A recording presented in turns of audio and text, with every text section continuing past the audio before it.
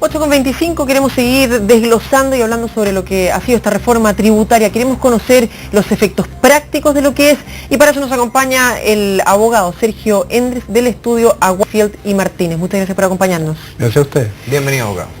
A ver, ya tenemos los detalles un poquito más claros de lo que era ayer.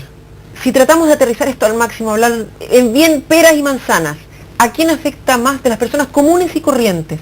¿Y cómo se van a ver afectadas con esta reforma? Bueno, la verdad es que la reforma está básicamente pensada en aumentar la tributación de las empresas, digamos, ese es su foco fundamental. De aquí al 2007 llegamos a la tasa del régimen, que es de un 25%.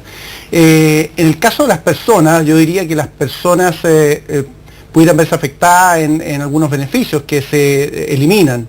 Beneficios, por ejemplo, un régimen de tributación especial, que es el 14 bis, se elimina. Un régimen de tributación especial, que es la renta presunta, también se elimina.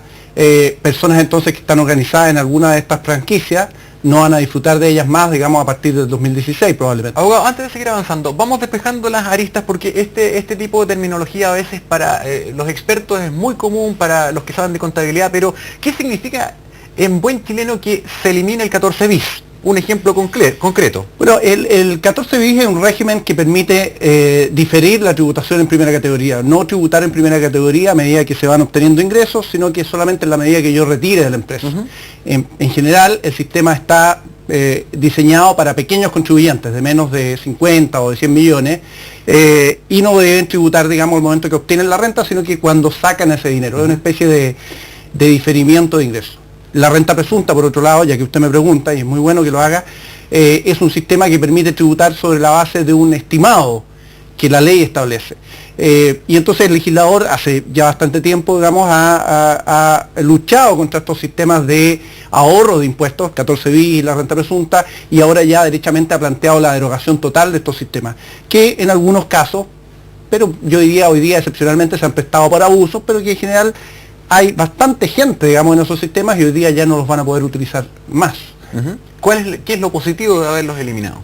Bueno, claro, o de eliminarlos cuando se apruebe la reforma. Lo que está planteando el Ejecutivo es que esos sistemas de alguna manera encubren beneficios para personas que tienen la capacidad para aprovecharlos y que eso en principio atentaría contra el sistema de todos pagan igual y de inmediato, que es el sistema que se está instaurando de tributación inmediata sobre la renta de la empresa, la base de vengada sin FUT. Entonces, sí, efectivamente son excepciones al sistema de tributación de la empresa, como va a quedar, digamos, desde el 2017 en adelante. Y la pregunta es, bueno, si son necesarios o no, si se justifican o no. La sugerencia del legislador aquí es, ya no se justifican regímenes especiales, todos en la misma bolsa, una regla general de tributación full en primera categoría. En ese sentido uno podría pensar, bueno, todos igual, no hay diferimientos, no hay postergaciones, no hay beneficios, todos van al mismo saco de primera categoría. Ese es un poco el concepto que el legislador nos está transmitiendo con este mensaje. Ahora, otro de los puntos que ha generado bastante revuelo, ¿no?, y que se ha hablado mucho, es el tema del FUT. No todos terminan de entender lo que es el FUT y la eliminación de este, cómo va a afectar también a los empresarios pequeños o de la mediana empresa, incluso los microempresarios. Bueno, yo tuve la fortuna de explicar el Fondo de Utilidades justamente en este foro, digamos. El FUT es básicamente un registro contable de las utilidades de la empresa, es, yo decía, una cuenta corriente que lleva el empresario de las utilidades que están en la empresa y que mientras no las consuma, no las retire, se mantienen sin tributación, solamente con la tributación de la empresa y no con la personal. Ahora, ahí lo que ha habido, lo que se ha planteado, digamos, es que este sistema en realidad es poco usado en medianas y pequeñas empresas y da lugar a elusión fiscal en las grandes empresas. Y esa sería la razón de la eliminación. Naturalmente que ahí el Ejecutivo ha llegado a algunos antecedentes económicos, pero justamente la discusión en el Congreso esclarecerá si realmente vale la pena o no eliminar este fondo de utilidades. Ahora, una cosa es clara, el fondo de utilidades, como estaba regulado, también tenía una gran dosis de incertidumbre y requería un gran gasto de los empresarios para poder cumplirlo, porque es un sistema bastante complejo de llevar. Eso también es una consideración posible. Pero ahora, abogado, conversamos ayer con el presidente de la Confederación de Producción y Comercio entre Santa Cruz, y él nos manifestaba que consideraba que el FUT era una buena herramienta, que había que en todo caso, en vez de eliminarlo, arreglarlo, componerlo. ¿Sería eso posible? ¿Cuánto cuesta? ¿Es más complicado componerlo que sacarlo y reemplazarlo por otra herramienta? A ver, en el tema del fondo de utilidades, efectivamente, el diagnóstico que ha hecho la coalición, digamos, que hoy día no gobierna, dice, mire, este es un sistema que tiene perforaciones, erosiona, digamos, la tributación de los propietarios de empresas. Eso es básicamente el diagnóstico. Y ese diagnóstico, naturalmente, no es compartido por todos, digamos. Y lo que sí es claro, y en eso el sector privado comparte, digamos, la visión del Ejecutivo, es que puede mejorarse. Ahora la cuestión es, bueno, ¿lo mejoramos hasta dónde? ¿Tenemos la capacidad para fiscalizarlo? ¿O sencillamente lo eliminamos? Y ahí está, justamente, contienden estas posiciones, las posiciones políticas que se llevan al Congreso, digamos. Me parece que este es el mismo tema que planteó justamente el ministro de Hacienda cuando dijo, y los gastos de supermercados. Ahora los gastos de supermercados van a tener una tributación especial. Bueno, eso siempre ha existido. Cuando el ministro de Hacienda dice, y ahora van a tributar los gastos de supermercados, la verdad es que siempre han tributado. Lo que pasa es que esa declaración del ministro es una constatación de la imposibilidad, parece, de la fiscalización para detectar todos los casos y castigarlos. Pero en realidad es una regulación que existe, que siempre ha estado prohibida. Sin embargo, evidentemente muchas personas recurren a cargar gastos personales a la empresa propia. Pero y ahí la fiscalización ha realizado campañas especiales, digamos, en el tema de los supermercados.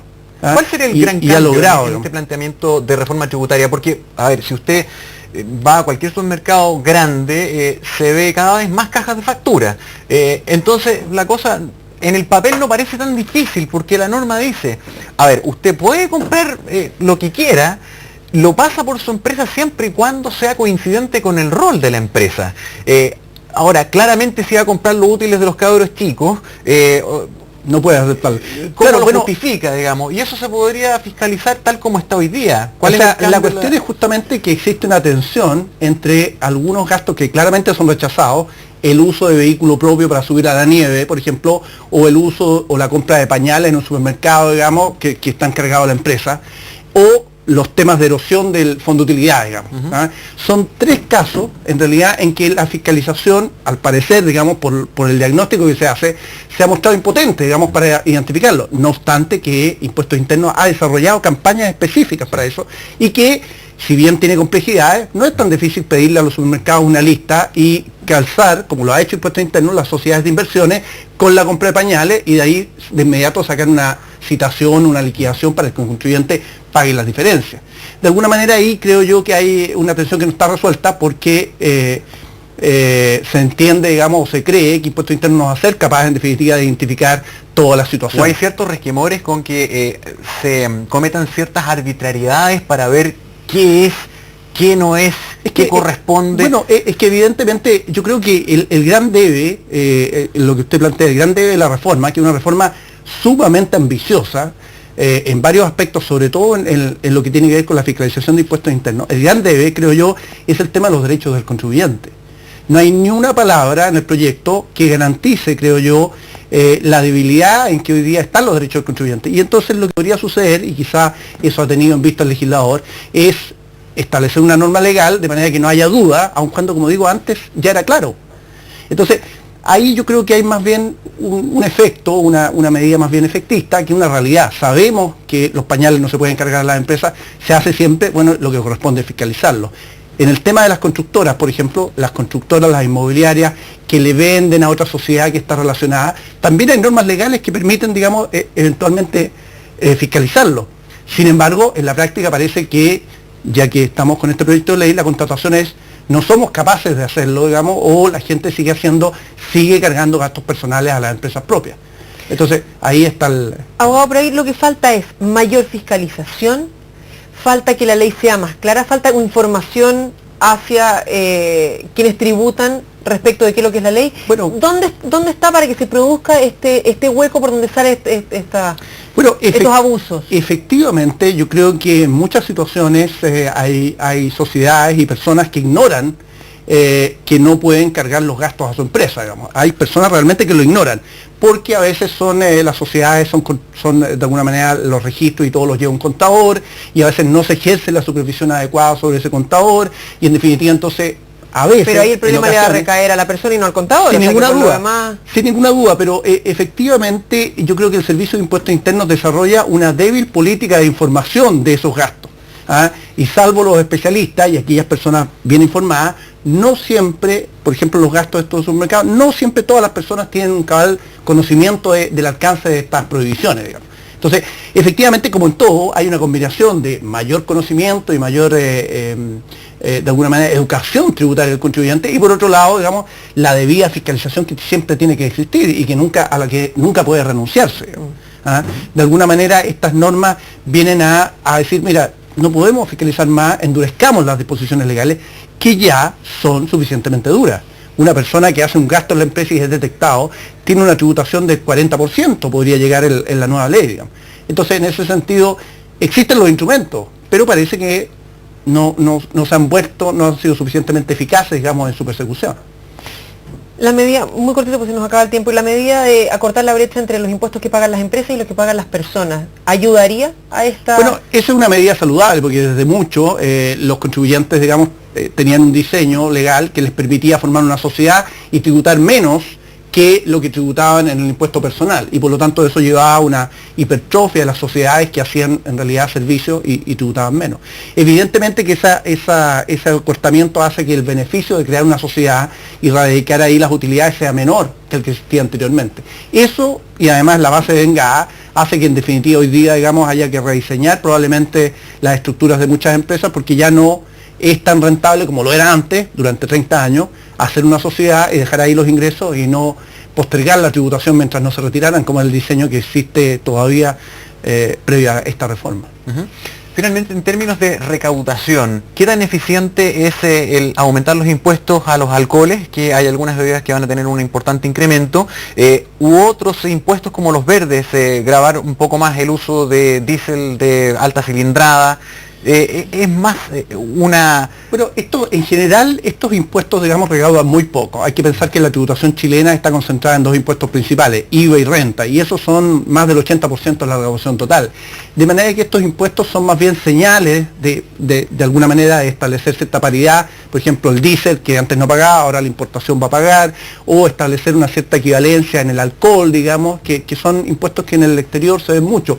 Desde el punto de vista de recaudación no son relevantes. Aportan más en otros sentido, son, salud claro, pública, son señales de otro tipo, exactamente. Descongestión vehicular. Y imponen una carga de administración no menor al Estado, digamos, porque son difíciles de fiscalizar, digamos, por ejemplo, el impuesto al alcohol aumenta un 0,5% por cada grado de alcohol, claro.